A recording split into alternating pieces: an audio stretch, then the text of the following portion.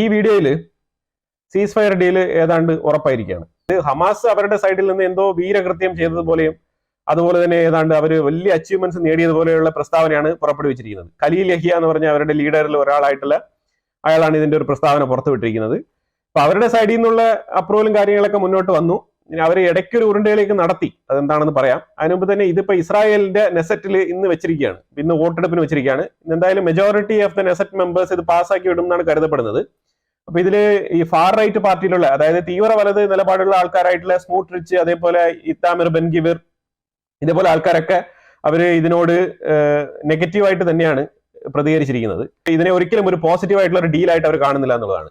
അപ്പൊ അവർ പറഞ്ഞിരിക്കുന്നത്, ഇപ്പം സ്മൂട്രിച്ച് ഒക്കെ പറഞ്ഞിരിക്കുന്നത് ഡീൽ എന്തായാലും പാസ്സാവുമായിരിക്കും. കാരണം ഈ ഒരു ബന്ദികളുടെ ഫാമിലിയുമായിട്ട് ബന്ധപ്പെട്ട ഈ ഒരു സെന്റിമെന്റ് നിലനിൽക്കുന്നത് കൊണ്ട് തന്നെ മെജോറിറ്റി ആയിട്ടുള്ള സെനറ്റ് മെമ്പേഴ്സ് ഇതിനെ അപ്രൂവ് ചെയ്യും. അങ്ങനെ വോട്ടെടുപ്പിൽ ഇത് പാസ്സാവുമായിരിക്കും. പക്ഷെ എന്നാലും IDF സോൾജേഴ്സിനെ ഗാസയ്ക്കുള്ളിൽ തന്നെ നിലനിർത്തണം എന്നാണ് തീവ്ര വലതുപക്ഷ പാർട്ടികൾ അഭിപ്രായപ്പെടുന്നത്.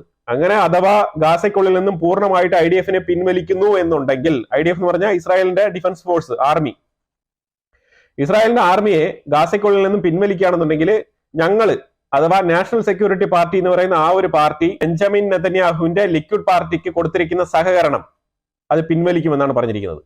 അപ്പൊ ഇത് 42 ദിവസത്തെ ഒരു സീസ് ഫയർ ഡീലാണിത്. ഈ 42 ദിവസം കൊണ്ട് ഘട്ടം ഘട്ടമായിട്ട് ഇവര് ബന്ദികളെ വിട്ടയക്കുന്ന ഒരു ഏർപ്പാടാണ് ഇതിനകത്ത് ചാർട്ട് ചെയ്തിരിക്കുന്നത്. ഇത് ഇവർ 42 ദിവസത്തെ സീസ് ഫയറിനെ 3 ഘട്ടങ്ങളിലാക്കി തിരിച്ചിട്ടുള്ള ഒരു ചെറിയ ചാർട്ടാണ് ഇവിടെ കൊടുത്തിരിക്കുന്നത്. ഇതിൽ ആദ്യ ഘട്ടത്തിൽ 33 ബന്ദികളെ അവർ വിട്ടയക്കും. പ്രയോറിറ്റി ബേസിസിലാണ് വിട്ടയക്കുന്നത്. മുൻഗണന എന്ന് പറഞ്ഞാൽ സ്ത്രീകൾക്ക് മുൻഗണനയുണ്ട്, അസുഖ ബാധിതർക്ക് മുൻഗണനയുണ്ട്, അതുപോലെ വയസ്സായ ആൾക്കാർക്ക് മുൻഗണനയുണ്ട്. ഇത്തരത്തിലുള്ള ആൾക്കാരെയാണ് ആദ്യം റിലീസ് ചെയ്യുന്നത്.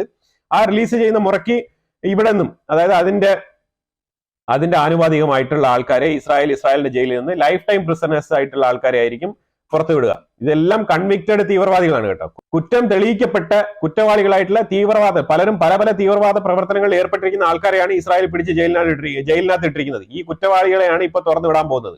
ശരിക്കും പറഞ്ഞാൽ ഏതാണ്ട് 3000 ആൾക്കാരോളം ഇസ്രായേൽ റിലീസ് ചെയ്യാൻ പോവാണ്. ഇസ്രായേലിന് ഉണ്ടായത് ഏറ്റവും വലിയൊരു പരാജയമായിട്ട് തന്നെയാണ് ഈ ഒരു ഡീലിനെ ഞാൻ വിലയിരുത്തുന്നത്. കാരണം 3000 പേരെ തുറന്നു വിടുക എന്ന് പറഞ്ഞാൽ ചില്ലറ പ്രവൃത്തിയല്ല. ഈ 3000 പേരെ ഇനി തെരഞ്ഞു പിടിച്ചവന്മാരെ അറ്റാക്ക് ചെയ്തവന്മാരെ വധിക്കണം എന്നുണ്ടെങ്കിൽ എത്രമാത്രം എഫേർട്ടാണ്, ഇനി എത്രമാത്രം പൈസ ചെലവുള്ള കാര്യമാണെന്നുള്ളത് എല്ലാവർക്കും നല്ല രീതിയിൽ അറിയാവുന്ന കാര്യമാണ്. പക്ഷെ എന്തുകൊണ്ട് പിന്നെ ഇസ്രായേൽ ഈ ഒരു തീരുമാനം എടുക്കുന്ന പറഞ്ഞാൽ ബൈഡൻ ഭരണകൂടത്തിന്റെ ഒരു പിടിവാശിയും, അതേപോലെ ഞാൻ ഇരിക്കുമ്പോൾ തുടങ്ങിയ ഒരു യുദ്ധം ഞാൻ ഇരിക്കുമ്പോൾ തന്നെ അവസാനിക്കട്ടെ എന്നുള്ള നിർബന്ധ ശാഠ്യം പിടിച്ചുള്ള ഒരു ചിന്താഗതിയിൽ വന്ന് ഒരുങ്ങിയതാണ് ഈ ഒരു സീസ് ഫയർ ഡീൽ എന്ന് തന്നെ നമുക്ക് പറയേണ്ടി വരും.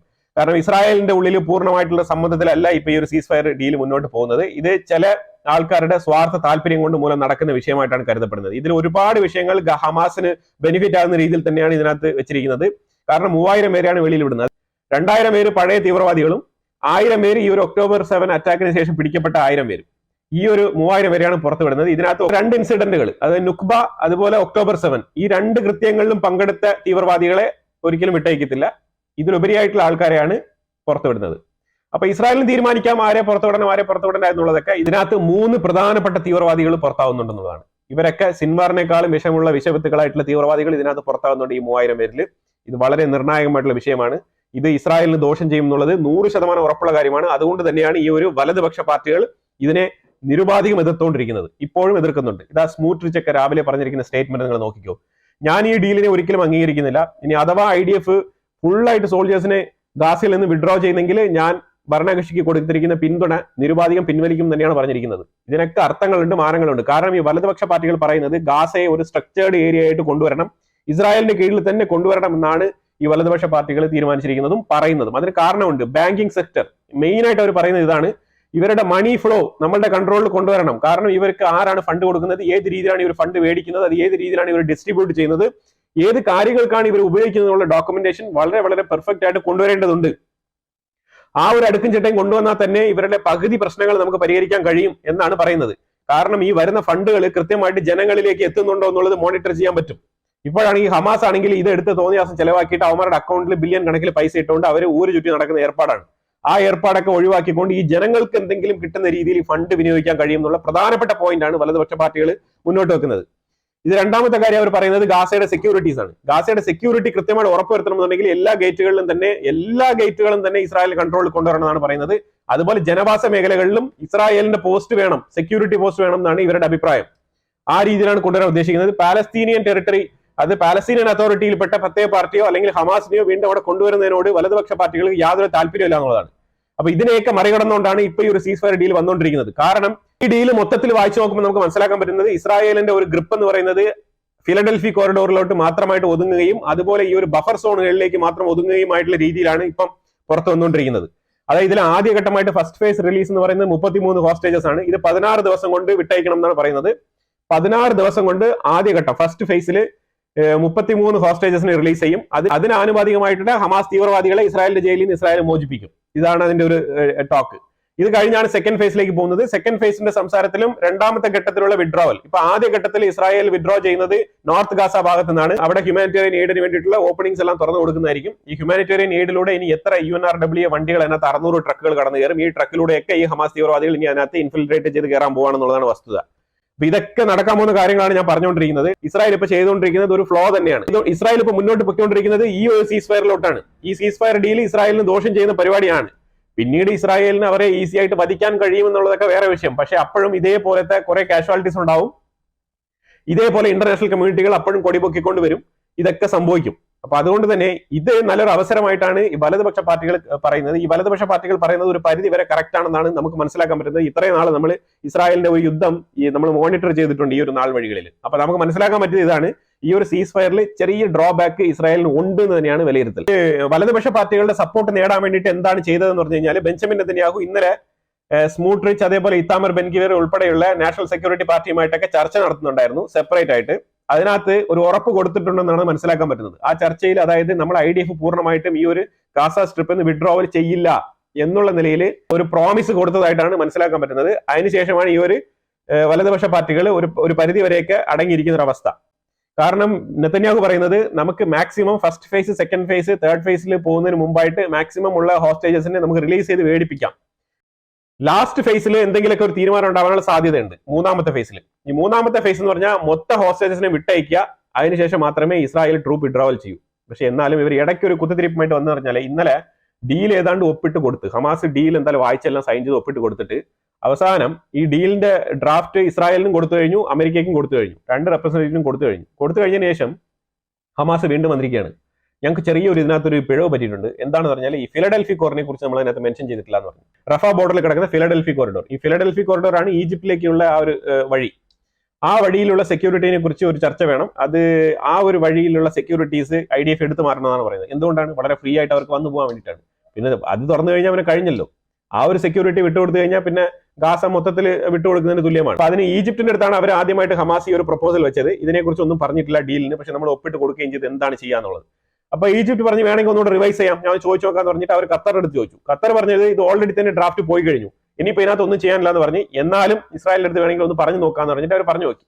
അങ്ങനെ പറഞ്ഞു നോക്കിയപ്പോഴത്തേക്കും ഇന്നലെ ഉച്ചയ്ക്ക് ശേഷം ഈ ഒരു ഡിസ്കഷൻ വന്നായിരുന്നു. ആ ഡിസ്കഷനിൽ നെതന്യാഹു വളരെ കൃത്യമായിട്ട് പറഞ്ഞു ഇത് ഒരിക്കലും നടക്കുന്ന കാര്യമല്ല.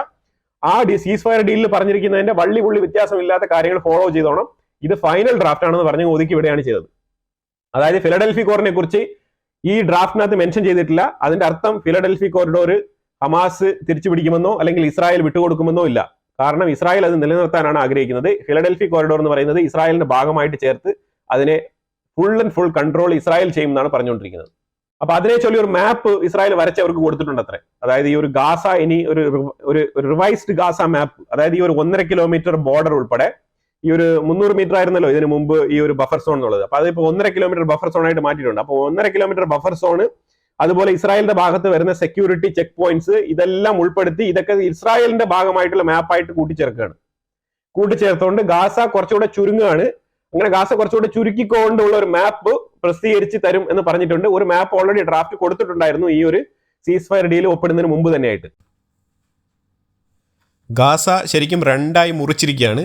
നെറ്റ്സറീം കോറിഡോറിന്റെ അപ്പുറത്തേക്ക് ഒരു ഭാഗം, നെറ്റ്സറീം കോറിഡോറിന്റെ ഇപ്പുറത്തൊരു ഭാഗം. സെൻട്രൽ ഗാസയും സൗത്ത് ഗാസയും ഒന്നായിട്ടിരിക്കും.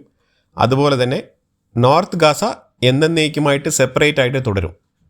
അതാണ് ഇതിനകത്ത് വന്നിരിക്കുന്ന ഒരു ക്രിട്ടിക്കൽ പോയിന്റ്. എപ്പോഴും ഇസ്രായേൽ അവരുടേതായിട്ടുള്ള ചില ക്രിട്ടിക്കൽ തിങ്കിങ്സ് ഇതിനകത്ത് ഉൾപ്പെടുത്താറുണ്ട് ഈ ഒരു സീസ് ഫയർ ഡീലിൽ. അങ്ങനെ ലെബനാനിന് വെച്ച ഒരു സീസ് ഫയർ ഡീലാണ് ഇസ്രായേലിന് എപ്പോഴും അറ്റാക്ക് ചെയ്യാനുള്ള റൈറ്റ്സ്. അതേപോലെ ചില റൈറ്റ്സുകൾ ഈ ഒരു ഡീലിനകത്ത് വന്നിട്ടുണ്ട്. അത് ഈ മണ്ടന്മാരായിട്ടുള്ള ഈ ഹമാസിന് ഇതൊന്നും വായിച്ചെടുക്കാനുള്ള കപ്പാസിറ്റിയോ തലച്ചോറോ ഇല്ല എന്നുള്ളതാണ് വസ്തുത. ശരിക്കും പറഞ്ഞാൽ ഫിലഡൽഫി കോറിഡോർ എന്നേക്കുമായിട്ട് ഇസ്രായേലിൻ്റെ കയ്യിൽ നിലനിൽക്കും. അതുപോലെ തന്നെ നെറ്റ്സറീം കോറിഡോറും എന്നേക്കുമായിട്ട് ഇസ്രായേലിൻ്റെ കയ്യിൽ നിലനിൽക്കും. അതുപോലെ തന്നെ നെറ്റ്സറീം കോറിഡോറിന് 3 കിലോമീറ്റർ വിസ്തീകരണം ഉണ്ടാവും ബഫർ സോൺ എന്ന് പറയുമ്പോഴത്തേക്കും. സെൻട്രൽ ഗാസയും നോർത്ത് ഗാസയും രണ്ടായിട്ട് ഭാഗിച്ച് പിരിച്ചിരിക്കുകയാണ്. ഇനി ഇതാണ് ഏറ്റവും കൂടുതലായിട്ടുള്ള ഒരു നിർണായക സംഭവമായിട്ട് ഈ ഒരു സീസ് ഫയർ ഡീലിൽ നമുക്ക് നോക്കിക്കാണേണ്ടത്. അപ്പോൾ ഇതിനകത്ത് ഗാസ വീണ്ടും ചുരുങ്ങാണ്. കാരണം ഈ സൈഡിലുള്ള വിസ്തീകരണങ്ങളെല്ലാം തന്നെ 1.5 കിലോമീറ്റർ അകത്തോട്ട് പുഷ് ചെയ്തിരിക്കുകയാണ്. ഈ ബഫർ സോണായിട്ട് പ്രഖ്യാപിക്കപ്പെട്ട സ്ഥലങ്ങളെല്ലാം തന്നെയും ഇസ്രായേലിൻ്റെ സ്ഥലത്ത് നിന്ന് എടുത്തതല്ല, ഇതെല്ലാം ഗാസയുടെ സ്ഥലത്ത് നിന്ന് തന്നെ എടുത്തതായിട്ടാണ് മനസ്സിലാക്കാൻ പറ്റുന്നത്. ഈ പുതിയ മാപ്പ് ഓൾറെഡി തന്നെ അവരുടെ കയ്യിൽ കൊടുത്തിട്ടുണ്ട്. അവന്മാർക്ക് ഇത് മനസ്സിലായില്ല എന്ന് തോന്നുന്നു, ഇല്ലെങ്കിൽ മതിയായിട്ട് നിർത്തിയിട്ട് പോകുന്നതായിട്ടാണ് മനസ്സിലാകുന്നത്. എന്നാലും ഇത്രയും സംഭവിച്ചിട്ടും, ഇത്രയും ജീവൻ നഷ്ടപ്പെട്ടിട്ടും, ഇത്രയും ലീഡേഴ്സ് അവർക്ക് കൊല്ലപ്പെട്ടിട്ടും, ഇത്രയും കമാൻഡോകൾ വധിക്കപ്പെട്ടിട്ടും അവരിപ്പോഴും വിജയിച്ചു എന്നുള്ള നിലയിലാണ് അവർ ആഘോഷിക്കുന്നത്. ഇതാണ് മണ്ടത്തരം എന്ന് പറയുന്നത്. ഈ മാപ്പൊക്കെ കണ്ടിട്ട് തന്നെയാണ് അവർ ഒപ്പിട്ടിരിക്കുന്നത്. ഇത് തന്നെയാണ് ഖത്താർ തിരിച്ചു ചോദിച്ചത്. അതായത് നിങ്ങൾ ഈ മാപ്പൊക്കെ കണ്ടിട്ട് തന്നെയല്ലേ ഒപ്പിട്ടത്, പിന്നെ ഇപ്പൊ എന്താണ് Philadelphi corridor? Philadelphi corridor already part of Israel എന്നാണ് പറഞ്ഞിരിക്കുന്നത്. 3-ാം ഘട്ടത്തിലുള്ള റിലീസ് നടക്കുമ്പം 42 ദിവസത്തില് 16 ദിവസം കഴിഞ്ഞ് പിന്നെ ഒരു 30 ദിവസം കഴിഞ്ഞ് ഒരു 3-ാം ഘട്ട ചർച്ചയുണ്ട്. ആ ചർച്ചയിൽ ഫിലഡൽഫി കോറിഡോർ ഒരു നിർണായക വിഷയമായിട്ട് പൊങ്ങി വരാനുള്ള സാധ്യതയുണ്ട്. അവിടെ വെച്ച് ഫിലഡൽഫി കോറിഡോർ പരിഹരിക്കാം എന്നാണ് ഇപ്പോൾ ഹമാസ് വിചാരിച്ചിരിക്കുന്നത്. ഇസ്രായേൽ വിചാരിച്ചിരിക്കുന്നത് അവിടെ വെച്ച് ഫിലഡൽഫി കോറിഡോറിനെ കുറിച്ച് യാതൊരുവിധ നെഗോസിയേഷനും തയ്യാറാവല്ല് എന്നാണ് ഇസ്രായേൽ വിചാരിച്ചിരിക്കുന്നത്. അപ്പൊ എന്തായാലും ഈ ഫിലഡൽഫി കോറിഡോർ ആണ് അവസാനത്തെ ഒരു ചോദ്യചിഹ്നമായിട്ട് നിലനിൽക്കുന്നത്. ബാക്കിയുള്ള സീസ് ഫയർ ഡീലുകളൊക്കെ ഒരുവിധം എല്ലാം ഓക്കെയാണ്. ഇതിൽ ഫസ്റ്റ് ഫേസിൽ 33 വരെ അവർ വിട്ടയക്കും. അതുകൂടാതെ 5 IDF ലേഡി ഉദ്യോഗസ്ഥർ അവരുടെ പക്കലുണ്ട്, അവരെയും വിട്ടയക്കും. അപ്പൊ അതിനൊക്കെ തക്കതായ രീതിയിലുള്ള റെമ്യൂണറേഷൻ എന്ന് വേണമെങ്കിൽ പറയാം. ആ രീതിയിൽ ഇസ്രായേലിന്റെ ഭാഗത്തുനിന്നും ഈ ഒരു പാലസ്തീൻ തടവുകാരെ വിട്ടയക്കുന്നതായിരിക്കും. ഇവരൊക്കെ ഓരോ തീവ്രവാദ പ്രവർത്തനങ്ങളിൽ പിടിക്കപ്പെട്ട് അകത്തുപോയ ആൾക്കാരാണ്. IDF നോർത്ത് ഗാസ ജനവാസ കേന്ദ്രത്തിൽ നിന്ന് വിഡ്രോവൽ ചെയ്യും. അവരെല്ലാം ബോർഡറിന്റെ സൈഡിലേക്ക് ഒതുങ്ങുന്നതായിരിക്കും, ബഫർ സോണിന്റെ ഭാഗത്തേക്ക്. ഫേസ് 2 എത്ര വരെ വിട്ടുതരും എന്നുള്ളതിനെ കുറിച്ച് ഇതുവരെ തീരുമാനമായിട്ടില്ല. ഫേസ് 2 എത്ര വരെ വിട്ടുതരും എന്നുള്ളത് അത് 16 ദിവസം കഴിഞ്ഞുള്ള ചർച്ചയിൽ അത് പുറത്തു വരുന്നതായിരിക്കും. അതുപോലെ തന്നെ IDFന്റെ ഫർദർ വിഡ്രോവലും അതിനുശേഷമായിരിക്കും IDF പ്രഖ്യാപിക്കുക. ഫേസ് 3 എല്ലാ മൊത്ത ഹോസ്റ്റേജസിനെയും വിട്ടയക്കും എന്നാണ് പറഞ്ഞിരിക്കുന്നത്. മൊത്ത ബന്ദികളെ വിട്ടയക്കണം ഫേസ് 3. അതിനുശേഷമായിരിക്കും IDF ഇസ്രായേൽ പൂർണ്ണമായിട്ടും ഇവരെന്താണോ അഗ്രി ചെയ്തത് ആ രീതിയിലുള്ള ഒരു റിലീസ് നടത്തുന്നത്. ഇത് ഫുൾ ആൻഡ് ഫുൾ ഹമാസ് ഒപ്പിട്ട് വെച്ചിരിക്കുന്ന ഒരു ഡ്രാഫ്റ്റിനെ കുറിച്ചുള്ള ഡീറ്റെയിൽ ആണ്. ഇതിന്റെ പൂർണ്ണമായിട്ടുള്ള രൂപം ഇസ്രായേലിന്റെ ഭാഗത്ത് നിന്ന് ഇതുവരെ പുറത്തു വന്നിട്ടില്ല. കാരണം ഇസ്രായേൽ ഇത് വോട്ടിങ്ങിന് നെസറ്റിൽ വെച്ചിരിക്കുകയാണ്. അത് കഴിഞ്ഞിട്ട് ഇസ്രായേലിന്റെ ഭാഗത്ത് നിന്ന് ഇതിന്റെ പബ്ലിക്കേഷൻസ് ഉണ്ടാവുന്നതായിരിക്കും. പിന്നെ ഇതെന്തോ വീരകൃത്യം ചെയ്ത കണക്കാണ് ഹമാസ് അഭിപ്രായപ്പെടുന്നത്. ഈ ഒക്ടോബർ 7 അവരൊരു റിച്വൽ ആയിട്ടാണ്, ഈ ഒക്ടോബർ 7 എന്ന് പറയുന്നത് ഒരു റിച്വൽ പ്രവൃത്തിയായിട്ട്, ഒരു റൈറ്റ്ഫുൾ ഇൻസിഡന്റ് ആയിട്ടാണ് അവർ കരുതുന്നത്. അതുകൊണ്ട് സംഭവിക്കുന്ന പറഞ്ഞാൽ ഈ ഒരു ഫണ്ടമെന്റലിസ്റ്റ് വരുന്ന പ്രശ്നം എന്ന് പറഞ്ഞാൽ ഈ ഒരു 50,000 ആൾക്കാരോളം അവിടെ കൊല്ലപ്പെട്ടെന്നാണ് പറയുന്നത് പാലസ്തീനികൾ.